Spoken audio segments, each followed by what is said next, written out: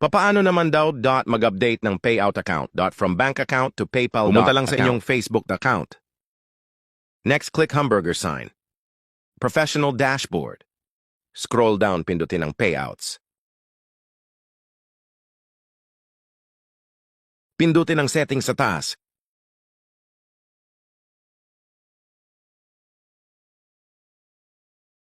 Pindutin ang update.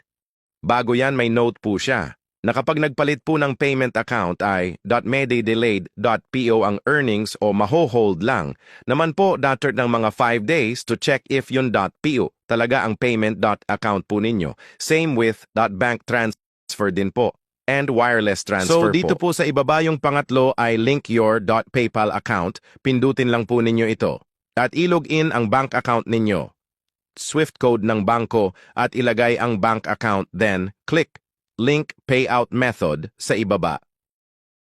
At okay po yun. After 5 days, check nyo po. Dito mag-back lang po tayo. After 5 days, balikan po ninyo dito kung verified na po siya kagaya nito. Sana po may natutunan po sa ating bagong tutorial. Huwag kalimutang